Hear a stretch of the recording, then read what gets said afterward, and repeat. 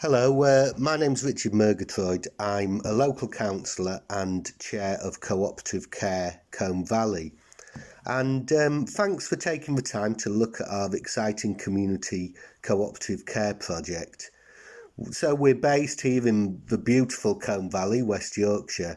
But if you look behind the lovely landscape, there are many individuals, families and communities who are suffering because of the crisis in social care. So our aim as a co-op is to come together to provide a better sort of care.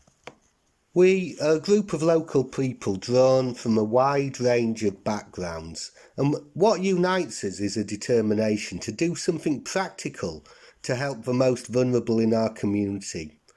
And our approach is proudly place-based. It's rooted in the people and the history of the Combe Valley.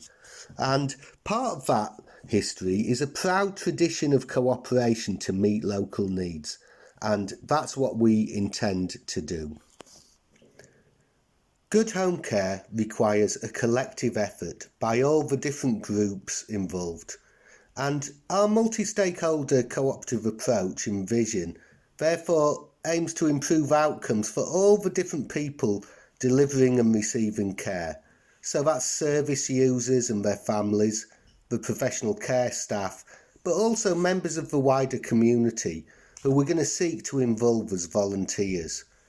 But this vision will only become a reality if all these people actually benefit. So what's in it for these different stakeholder groups? Before looking at the benefits for different stakeholders, it's worth outlining a few features of the community care cooperative model. Firstly, it's relevant, and all our engagements with members of the local community and care professionals have been really warmly received. It's also practical, with a track record of success in other countries. But of course, cultures and circumstances vary, so it's important that our approach cuts with the grain of the current realities in the United Kingdom and within our own particular community. We're a not-for-profit enterprise, and that means we can ensure that our surplus goes back into the business and improving paying conditions for staff members. Cooperation is also about democracy, with all the different sorts of members involved in decision making and being properly represented. But above all, what our innovative model offers is the opportunity to do things better. We will integrate the regulated assessed home care with community services. This is organised good neighbourliness. And the key word here, I think, is organised.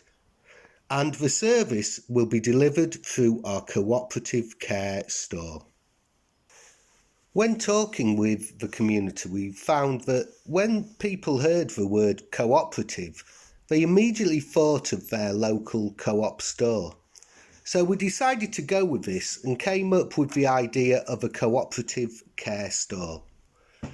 Co-op stores, food stores, pay out a dividend to their members, and we'll be doing the same, but the currency will be care, not cash. For that to happen, first we have to fill up the store. Please take a moment and have a look at the graphic on this slide to look at the different sorts of inputs that will be going into the store. As you can see, this is a mixture of cash, which can pay for care services, and kind, in the form of community involvement and volunteering. And we're particularly keen to work with existing voluntary community groups like Meals and Wheels and luncheon clubs. And recently, our co-op has acted as an anchor organisation during the COVID-19 crisis, coordinating the work of mutual aid groups and others. So we've got many links with active citizens right across the valley. Once the store's full, we can pay out the dividend. This will be all about putting help in place to allow our service user members to do the kinds of things that really make life worth living. So they're not just stuck at home receiving 4 visits a day, but also have the opportunity to get out, meet and socialise with others and undertake the sorts of activities they enjoy. So to do this properly, we need to be well organised.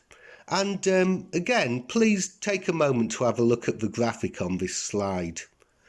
As you can see, community volunteer members working alongside staff are going to be vital. Members of care circles around individual service users, which will of course include staff and family, can organise and communicate with each other over secure social media.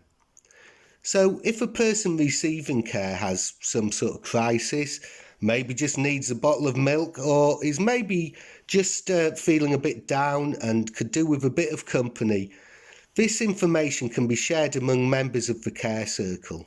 They can then rally round. But of course, by cooperating together, the time and commitment involved will be shared and minimised. Then there's the other sort of generic support, such as taking someone to a shop or a luncheon club, or just maybe helping in the garden or in the house. Again, teams of volunteers can assist. All this to be properly organised and coordinated by our professional staff.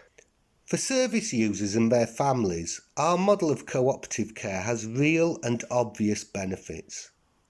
Co-ops are democratic, so they'll have a real say in the service. And in our conversations with family members, we've heard that they would welcome the opportunities offered to ease the load. But above all, this is about holistic, person-centred care. So it's about quality, regulated home care, which is linked to quality social experiences, all brought together in one care package and delivered by highly motivated and respected staff. Our staff members will be key to delivering a quality service. Better terms and conditions and a culture of respect for professional care staff will boost their motivation and staff retention. And this is really important because care is all about building up positive relationships over time. So people receiving the service and their carers really get to know each other and each other's needs. Staff members will be a vital stakeholder group in our co-op.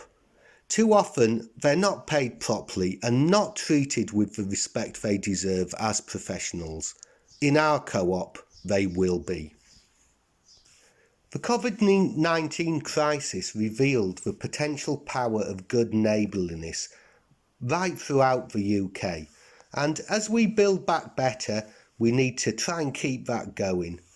Our community-based services will offer a chance for local volunteer members to really make a difference. So the whole community can benefit if we get organised, and our practical vision of a cooperative care store will allow this to happen.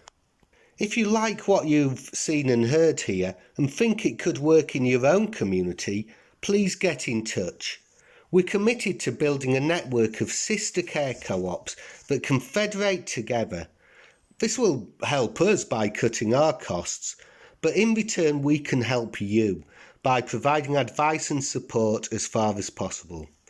Together we can grow the strawberry patch for the mutual benefit of all and build a better sort of care in our local communities. Our target date for launching this innovative service is early autumn 2020, but to realise this vision, like any other business, we need start-up capital. So please invest in our community care co-op today and help us make it a reality.